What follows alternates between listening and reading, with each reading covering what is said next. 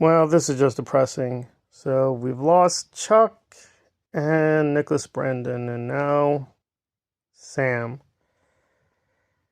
It's exhausting. And I'm sure there will be a lot of tributes by people who have actually read the comics and the other works of Sam.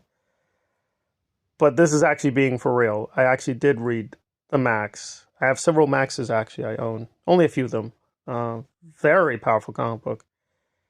I also read his work. I didn't buy it, but I did read his early work with Sandman.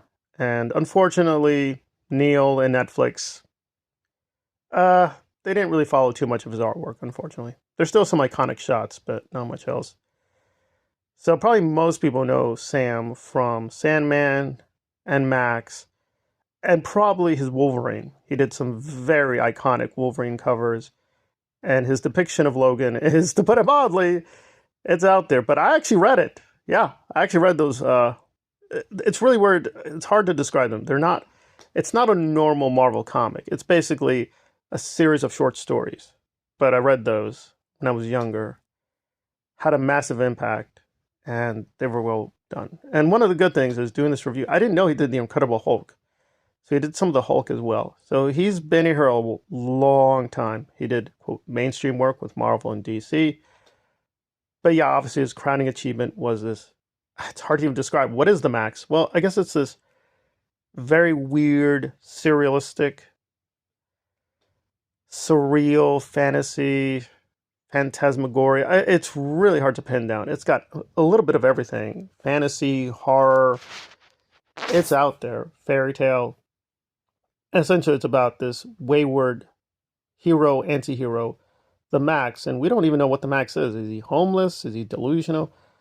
Don't quite know, but he's on this massive quest to help Julie.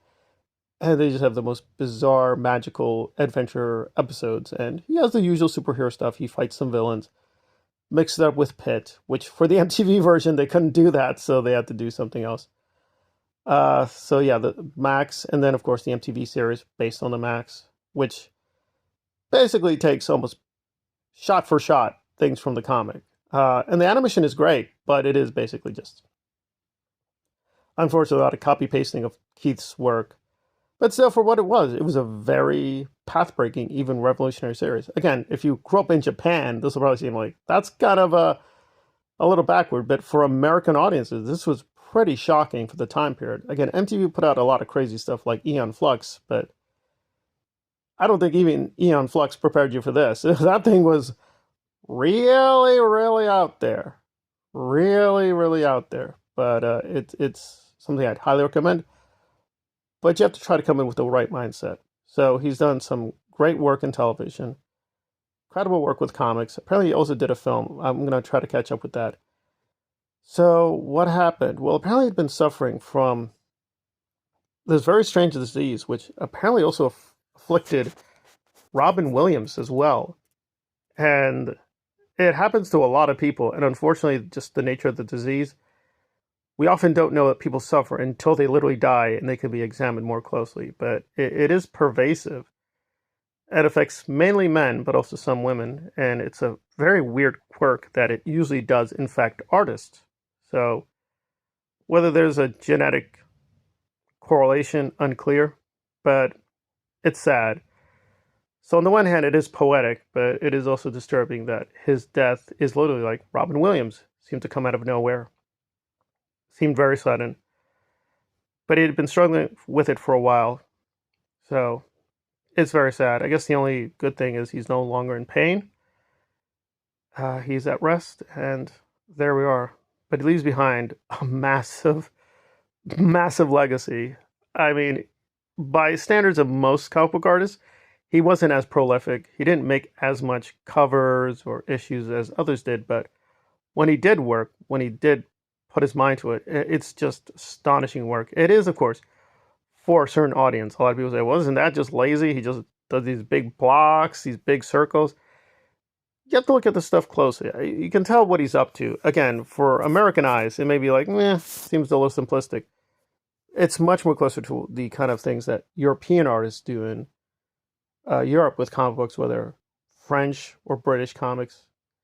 or German comics, it's more alien to us because we have now, good or bad, a certain generic formula that people do for superhero comics, whether it's right Todd McFarlane, Jim Lee, Eric Larson. You go through the list, and I like these people. I love their art, but it does kind of skew your perception of what comic books can do and what a comic book artist should and can be. So that's just the way it is. So you have to, though, give McFarlane, as well as the others there, Jim Lee, a lot of credit for letting Sam go crazy with the MAXX. And it's sad that it only had a relatively short existence, but it went out with a bang. I still remember reading the final issue, and it is out there. It is out there. So I would highly recommend it, but it is not for everyone. It is a really weird ride, but very powerful, but also incredibly sad. It's an incredibly sad story, but it is well done, well told. It's not for everyone, but if you're willing to get into it, it's yeah, it's very intriguing. And I remember the MAXX like fandom was so intense. It's so intense now, looking back upon it. Again, it was a very weird golden time in the 90s to be part of those cultures, whether combo culture or film culture or whatever that little groove was, because those were much smaller than people remember. I mean, I can remember there was just only a handful of people who were really that intensely into these things, but times have changed and we are where we are. So the news came to me just suddenly a few hours ago. So I would assume the obvious. There's going to be a lot of tributes from his friends, his colleagues. He touched a lot of people and worked on so many different aspects of the industry, the so-called big two he did work with, right? The Hulk, Batman, Wolverine, right? The various X-Men, so on and so forth. So he did a lot of, quote, dream projects. He had his own comic book with Image, worked in Hollywood a little bit. I know he was working on some kind of film because he ended the MAXX. He was supposed to do something in Hollywood. I don't know what became of that. So he's touched little parts of everything of the industry, whether comics, TV, film. But at the end of the day, he is primarily known as a very literal graphic artist. I mean, it's hard to even place him in a genre. Probably the strongest comparison is someone like Mike Mignola, right? Mignola has an extremely distinct art style, and he's very clear that it is derived and building upon Jack Kirby, right, and others. However, it is still very much his own thing, and it has a very particular look and feel, and that's sort of like Sam. It's easy to imitate that look, but no one tries because we know that is Sam. If you buy, read, or get a Sam comic book, you are going to get the Sam Kieth way of doing it. And just on a final note, and I want to ask forgiveness beyond the grave. I always thought his name was, quote, the normal way you say Kieth or write it. No, apparently for the longest time, yeah, it's technically Kieth, I guess, but we always call him Kieth. So I assumed it was normal Kieth. But there you go. Just another thing that makes him very distinct as a comic book artist.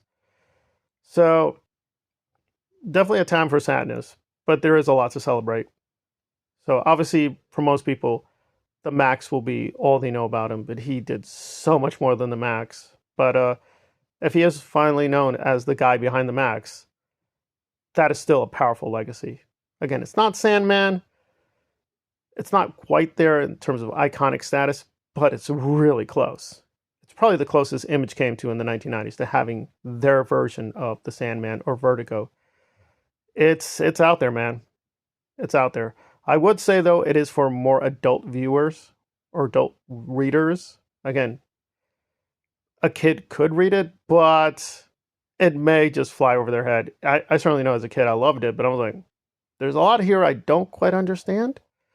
So it's something that's much more for an older audience. They'll appreciate the irony, the jokes, and unfortunately the trauma and pain that the comic book is trying to process and express and hopefully cleanse people of.